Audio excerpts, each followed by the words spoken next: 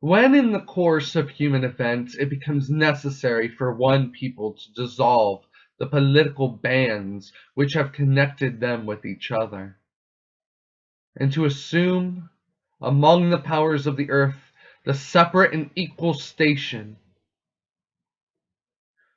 to which the laws of nature and the nature's God entitled them, a decent respect to the opinions of mankind requires that they should declare the causes which impel them to separation.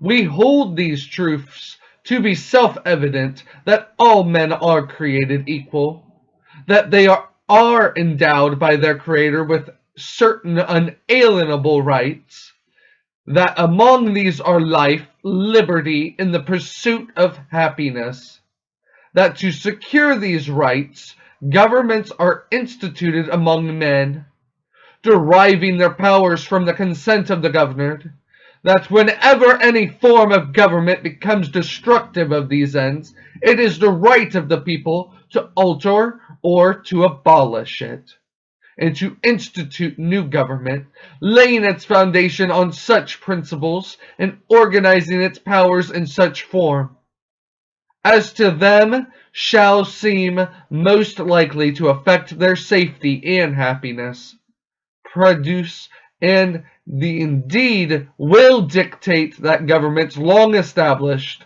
should not be changed for light and transcendent causes.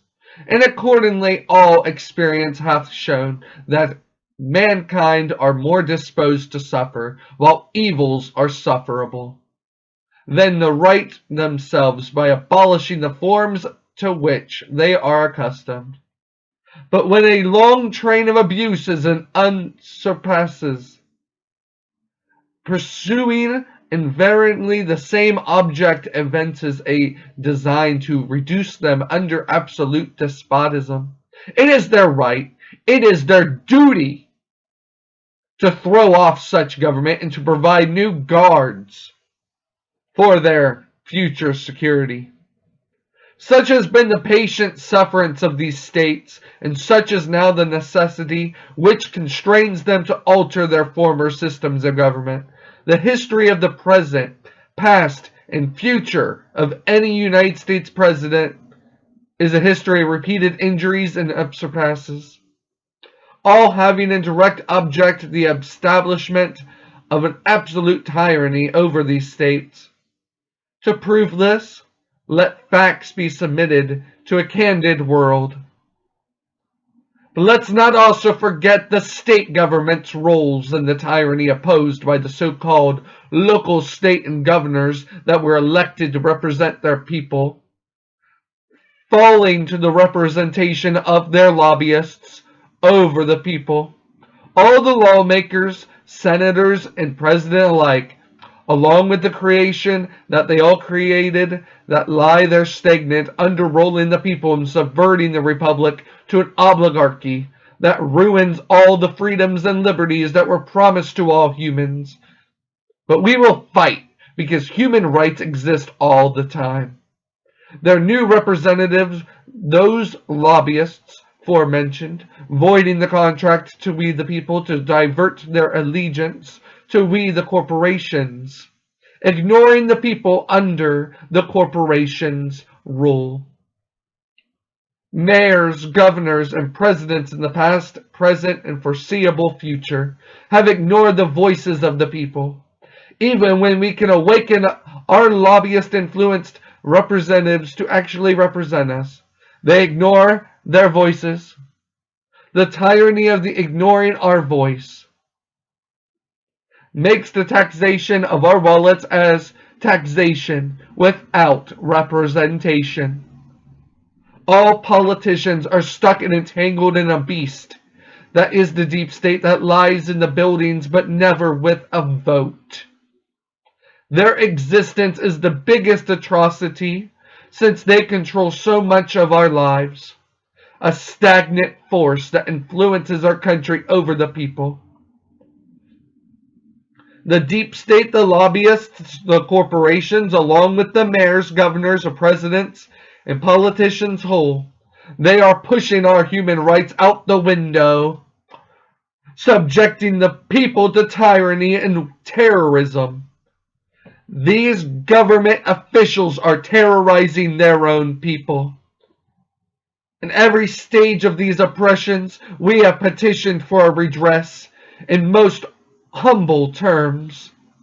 Our repeated petitions have been answered only by repeated injury. A politician whose character is thus marked by every act which may define a tyrant is unfit to be the ruler of a free people. Nor have we been wanting in intentions to our police. We have warned them from time to time of attempts by our legislator to extend an unwarrantable jurisdiction over us. We have reminded them of the circumstances of the human rights and our inalienable liberty here. And we have appealed to their native justice and magnanimity, and we have conjured them by the ties of our common kindred to disavow these usurpations, which would inevitably interrupt our connections and correspondence. They too have been deaf to the voice of justice in the consanguinity. We must therefore acquire if the hosts of the lobbyists, those who try to say they represent us, as they turn their backs on us, as we at peace? Are we at peace? Are we, you so-called representatives of us who are now representing the lobbyists, are we at peace? Are we friends? Or shall you see what you say about me as being said about you? As the liberties are not here any longer, we say, give me liberty or give me death. Believe me, dear sir, there is not in the American empire a man who more cordially loves a union with the states than I do. But by the God that made me, I will cease to exist before I yield to a connection on such terms as a government of the tyrants propose. In this I think I speak the sentiments of America. This was the ideas expressed on the 6th of January. The storm of Capitol Hill is the main cusp, a symbolic meaning of taking the Capitol back, as the police state creates us to not being able to even go into the building anymore. Some were patriots dying that day. Ashley Babbitt was a true American patriot, and she'll be remembered as even the slain of this Kent State massacre, showing the rage and the true patriotic rage that allies with justice. Another was pushed off the scaffolding to their death. In totality, those are two deaths caused by those said to protect us, and those who took an oath to protect the Constitution that is void as we speak. This is not the first time we have seen people storm the Capitol, but it's obvious because this is the first time the politicians saw it was not the group in their puppet show. Their lies of what you believe. Their lies of what you believe, for they demonize the reality of the American people. They have paid to ignore our voices. They are all paid by their lobbyists to ignore our voices. And what did Donald Trump do with his supporters who showed their outrage in the system broken by voter fraud, rigged elections, failed representatives, sold down the river? He abandoned them. He ignored the reality of the American spirit, just like many right now. He turned on us, and it's not getting him anywhere. Now he is censored by all of the big tech.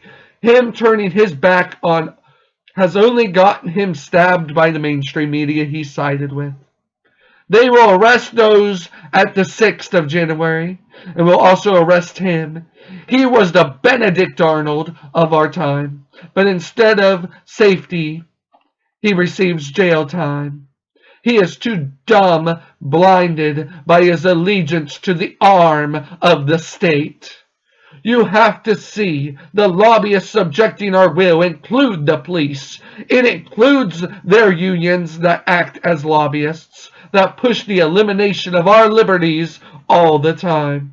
Their lobbyist structure is also set up as a fraternal order that binds all officers as sisters and brothers, that won't weed out the bad cops. This is the reason that they will never tell you this. They never tell you this is the reason your liberties go missing. If their lobby can do it, all of them can do it. For a fact, we know they all do. Corporations are subverting our rights as well, and the government is allowing and wanting to do it. All of the issues are seen, and it seems their power scares the president himself. But all scared are cowards.